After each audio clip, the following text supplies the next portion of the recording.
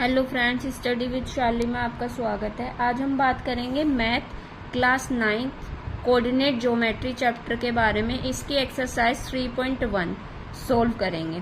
तो देखो, इसमें क्वेश्चन दे रखा है कि एक अन्य व्यक्ति को अपने अध्ययन मेज पर रखे टेबल लैंप की स्थिति किस तरह बताएंगे। क्वेश्चन ये था कि एक टेबल है और उस पर एक लैंप रखा हुआ है, तो आप उस लैंप की स्थिति कैसे बताएंगे अपनी कुर्सी से और अपनी अलमारी से, यानी कि उसकी दूरी बतानी है। सपोज करो एक टेबल है इस तरीके की, यहाँ पे आपने अपनी कुर्सी रख ली और ये जो टेबल है ना आपकी, ये किसी अलमारी से लगी हुई है, यानी कि मिली हुई है। तो हम मान के चलते हैं कि अलमारी से ये जो लैंप रखा है इसकी दूरी 3 फीट है और यहाँ पे जो हमारी कुर्सी रखी है इसकी दूरी 2 फीट है। आप कुछ भी मान सकते हो, 5 फीट भी, यहाँ 4 फीट भी। तो इसका आंसर जो होगा ना वो अलग अलग होगा। तो लैंप की स्थिति के लिए निर्देशांक 3, 2 होंगे।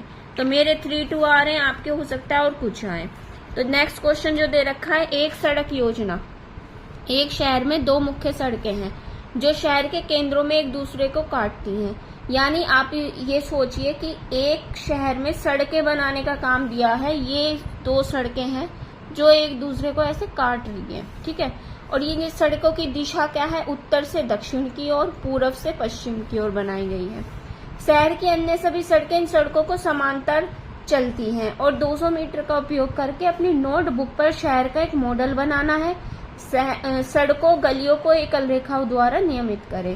पहला, कितनी क्रॉस स्ट्रीट 4, 3 के रूप में संदर्भित किया जाता है, यानी कितनी ऐसी सड़कें हैं जो आपस में एक दूसरे को काट रही हैं 4 और 3 के पॉइंट पर। कितनी क्रॉस स्ट्रीट 3, 4 के पॉइंट पर एक दूसरे को काट रही है। जैसे कि ये शहर की सड़कें बनी हुई है 1, 2, 3, 4, 5, ऐसी है 1, 2, 3, 4, 5, ठीक है।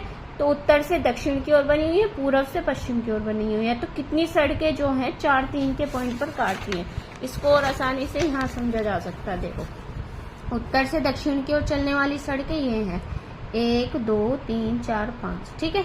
पूर्व से पश्चिम की ओर चलने वाली सड़कें ये हैं 1, 2, 3, 4, 5। मैंने लिखा भी है सड़क 1, 2, 3, 4, 5।